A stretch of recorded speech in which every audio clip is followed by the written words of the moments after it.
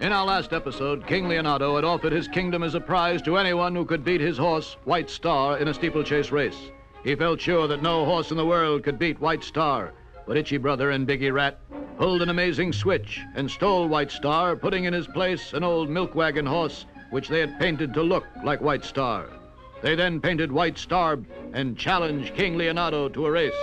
Look, sire, someone has accepted your challenge. Capital, capital. Who is it? The Sheik of Araby or some other great horseman? I'm afraid not, my lord. It's your brother Itchy. Preposterous. Itchy is scared to death of horses. It's some kind of a joke. No, sire, I'm afraid it's no joke. Itchy is going to be riding a horse called Old Paint. Old Paint? I'll wager it used to pull a milk wagon. But a challenge is a challenge. The royal word must be kept. And so the race was set for the following Saturday. The day dawned bright and clear. The crowd surged to the racetrack at ups and downs. His Royal Highness arrived, impeccably dressed, and leading his magnificent horse, White Star. Or at least he thought it was White Star. Itchy arrived in his riding clothes and leading the real White Star. Will the two contestants please mount their mounts? My hand, sire. Thank you, True Blue Odie. Okay, Itch, up you go. Yeah, okay, Big, I dig. You amblehead, get up. Now let's go. I'll fix you. Now get up there and stay there. The contestants are nearing the starting post. On your mark, get set, go! And they're off. At least Old Paint is off. The King and White Star are still at the post. What a magnificent display of sportsmanship, folks. The King, with his whole country at stake, is still sport enough to give Itchy Brother a good head start. The King is talking calmly to White Star to keep him in check. Confound it, get up! What in blazes has gotten into you today? Get up, I say! Now the King has given White Star his head, and away they go. They're coming to the first jump. And the King sails gracefully over the hurdle. The King has mounted again and comes rocketing up to the next hurdle. What horsemanship! Superb form! Meanwhile, as the race was going on, there was a disturbance in the crowd. The milkman had recognized his horse and was accusing the King of theft. Listen, pal, king or no king, that's my horse he's riding, and I want her back. But you said your horse was white. I don't care what color these thieves painted her. She's my horse. I'd know that face anywhere. Color? Painted? Ah, I see it all now. What a diabolical plot. I must find some way to wash off that paint. In searching for a solution, Odie suddenly remembered that an explosion set off in a cloud will cause rain. Quickly, he set to work, fastening a stick of dynamite to a balloon, and he sent it aloft. Up, up, up it went until... It's beginning to thunder here at Ups and Downs, ladies and gentlemen. It looks like rain. And here come the contestants. Itchy Brother is far in the lead. It looks as though King Leonardo has lost his kingdom. Uh-oh, here comes the rain. What's this? The rain is making Old Paint change color. It looks like it is. It's White Star. The King's horse wins. The kingdom is saved. Officials, seize those men. Bar them from the track. And once again, True Blue Odio Coloni has come through to save the day. Will Biggie seek revenge? What new and sinister plots will be plotted against the kingdom? Don't miss the next exciting adventure of the King and Odie.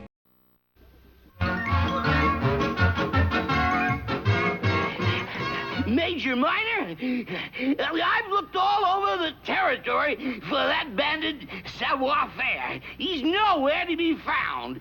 I've been on the trail for days. Good news, Klondike.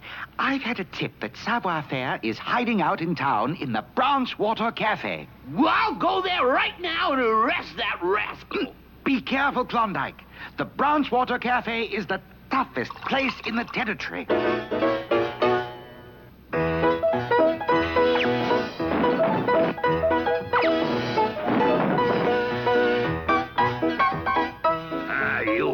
earshot. Sure. I'm the toughest minister Polka in the territory. Says who? Says me. No rough stuff, s'il vous plaît. Yeah, I'm looking for that desperate criminal savoir-faire. Yeah, we got a tip he was hiding here. Say, you look just like him. Except savoir-faire is a shortcut of feller and you're tall. Oh, yes. They call me Long John. Well, Long John, have you seen savoir-faire? Listen, that fellow over there with the beard, he looked like savoir-faire in disguise. Good thinking. You there, savoir-faire. Take off that phony beard. You yank my beard, huh? We see how you like to have the beard pulled.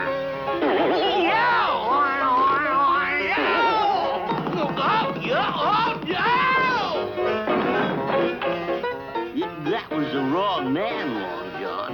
Ah, well, those things happen, but I am sure that one there is savoir-faire, the one with the guns, huh? He is pretending to be Two-Gun Pete, the fastest man in the territory. All right, savoir-faire. I know who you are. I'm Two-Gun Pete, the fastest gun in the territory. You can't fool me. You're savoir-faire. I'm Two-Gun Pete. Well, I'll prove it to you. Draw.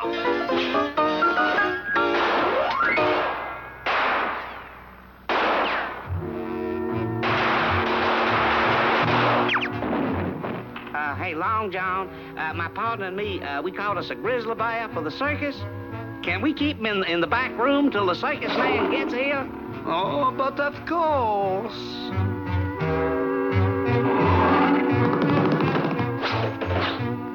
He's an awful mean bear. Don't let anyone in that room. Yeah, hey, Long John, you made another mistake. That wasn't savoir-faire. And I know he's here somewhere. Ah, shh. In there. Oh, but that says keep out. Ah, it's a trick. That is where he is hiding. Aha! All right, savoir-faire, open up. Yeah, I know you're in there. You can't fool me. Don't try and disguise your voice. I know you're in there. Now, you open up or I'll kick the door down. You okay? You asked for it. Now I've got you. Oh, no. No!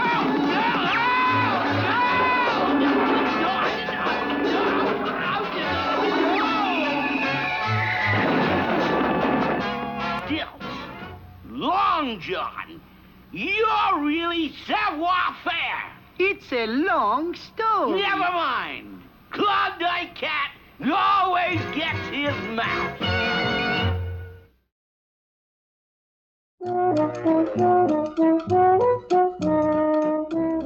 Well, now, Tutor, let me guess what it is you was wishing today. The hat on the broom handle? Is maybe the street sweeper, no, Tutor? No is right, Mr. Wizard. I'm hankering to be a private in the army. In the army? Well, that is a very fine ambition, Tutor. The army will make the fine, brave man out of the young turtle boy. As soon as the boy is in the army, the first thing is to get the uniform. The fine army clothes is always the perfect fit. Well, if maybe there is not the perfect fit, the fine army tailors makes the expert alterations. Then the new soldier is so happy with the new uniform, he nearly pops the buttons with pride. And once he is in uniform, the new army private reports to the sergeant, who's always like the father to the privates. All right, Private Tutor. I want to be like a father to you, see? You might have heard that us sergeants are tough on privates, but not me. No hitting on the head. No slugging in the stomach. No using the men for a punching bag. I believe in being fair with all my men. Now, let's start your training. First, the kind fatherly sergeant has to get the new private into the best physical shape. So there is the running around the track. Just follow me. Faster. Faster. Faster. That's enough. Army's sort of got me going around in circles. Next, the new private must learn the marching and drilling. 2, 3, 4. 2, 3, 4. To the rear, arch. Rear, arch. Rear, arch. Rear, arch. Company. Oh. Looks like I sort of got in over my head, I reckon. It's now time for the young private to go through the obstacle course, a very important part of the training. All right, Private Tutor. Just go up this rope, hand over hand like this. Okay, Sarge, here I come.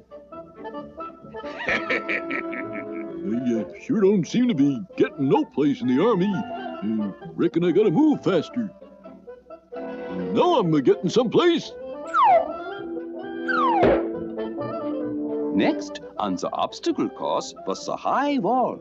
The object was to jump high, catch the top of the wall, and if at first the private does not succeed, he must try.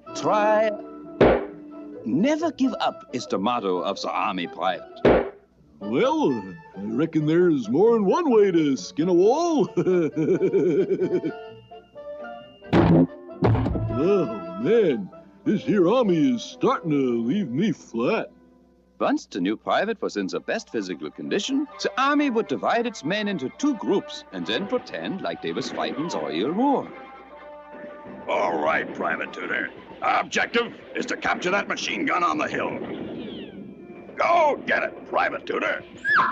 Lucky thing them fellers are only using pretender bullets. If they was using real bullets, I might get hurt.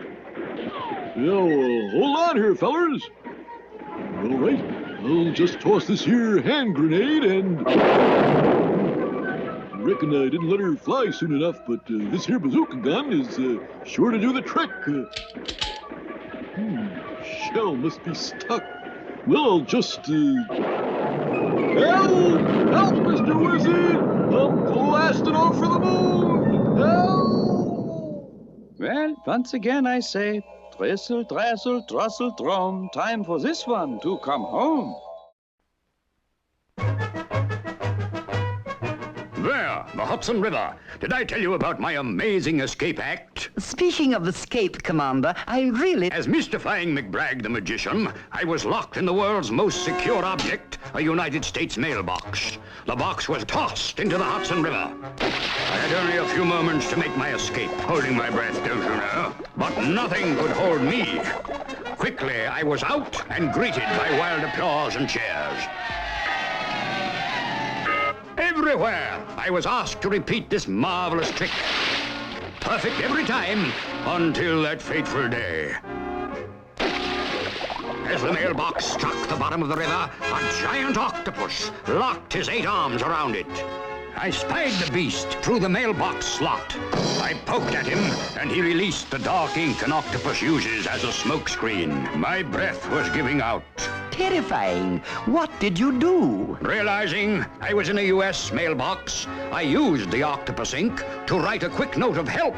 A postman spied the note and promptly dealt with the octopus.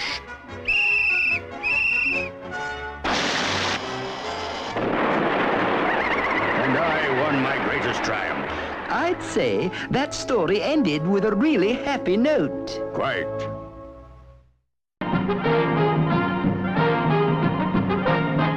Sergeant, we've been chasing those Indians too long.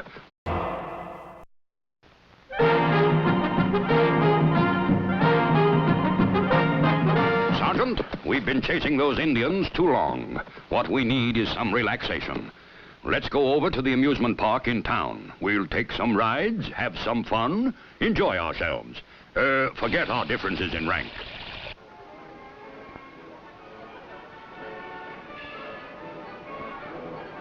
2 tickets, my good man. Colonel Coyote! Colonel Coyote! Those 2 blasted Indians have taken over the park. They say it's on their land, so they can ride everything for free. Do something! Looks like we're not going to relax after all. Nonsense, Sergeant. We'll have them out of here in no time. Where are they? Over by the shooting gallery. Step right up, see how good a shot you are. Hit the target and win a cane. Here you are, step right. Hey, you can't do that. It's 3 shots for a quarter. You didn't pay. What did he say? Him say you make him nervous, so keep 'em still. Oh, yeah, sure. I don't want to make him nervous. No, sir. No, sorry.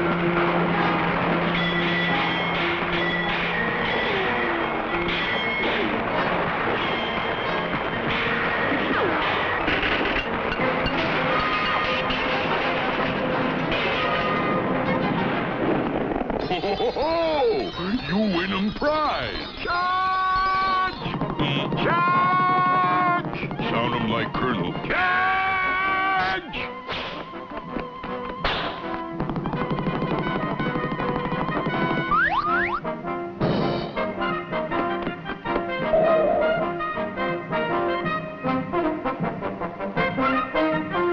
Now, where did they go?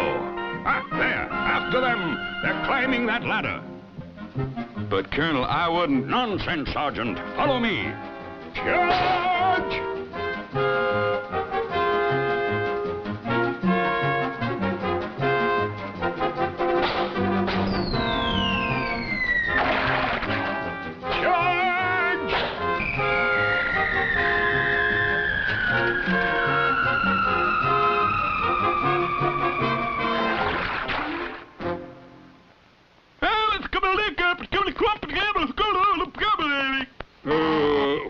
What did he say? Him say Colonel just a drop in the bucket.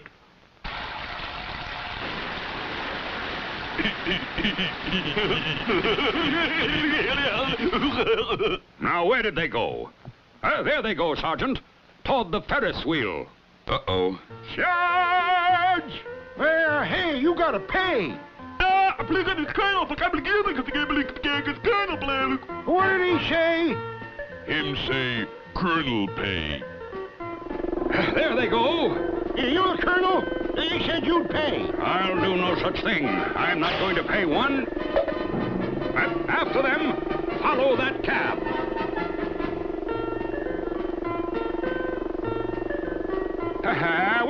We're not catching up to them. Can't this thing go faster? Colonel want 'em go faster.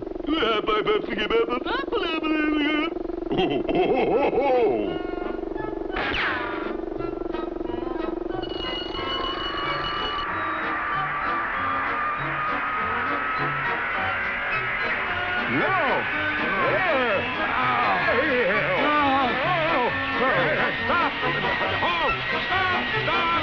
Colonel want 'em stop.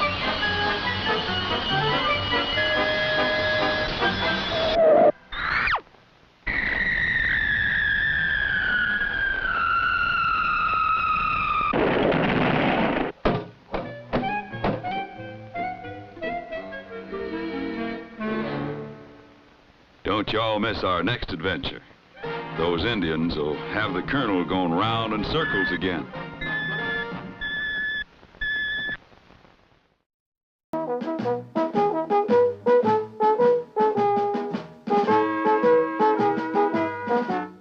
Oh, what in the cotton blooming world is going on? Story time, you promised. Oh, yeah, I recollect I did promise you a story.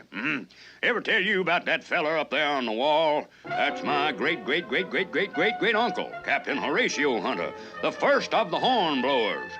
The story, huh? Come on, the story. Oh, yes. Well, now, let's see. Captain Horatio was told by the Queen to go down to the sea in ships and capture the terror of the 7 seas. Well, now, naturally, being a hunter, Captain Horatio took immediate command of the situation.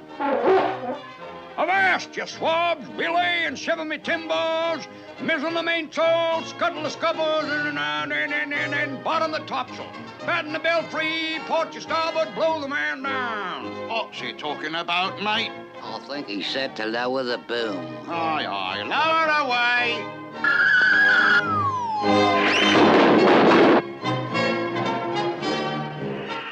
Sail ho on the port side!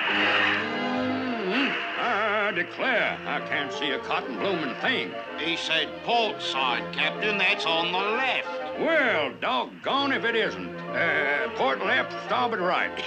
Yeah, never could get that straight. Pirates! I say that's Redbeard himself. Stand by for action. We'll blow the swabs right out of the...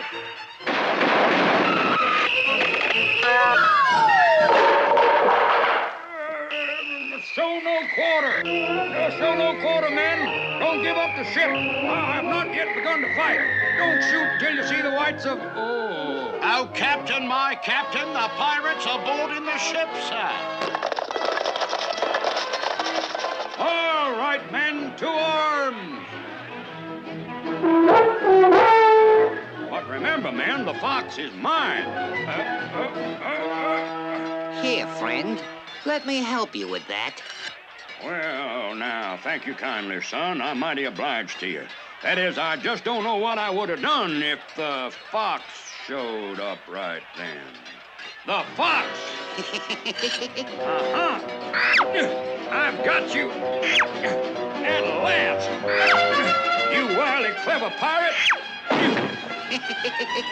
Take that.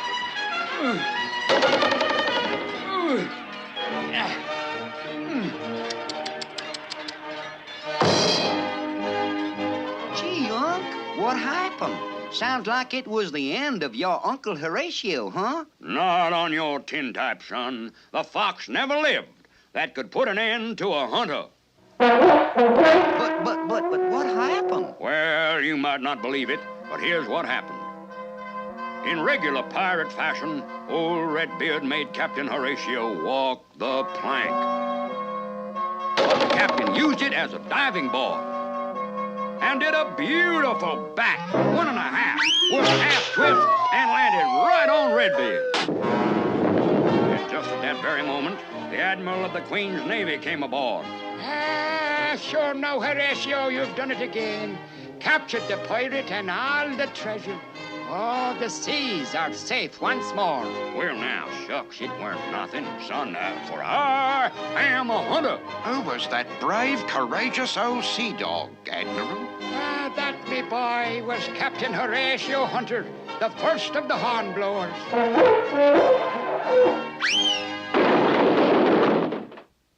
Gee, is that just a joke, Unc?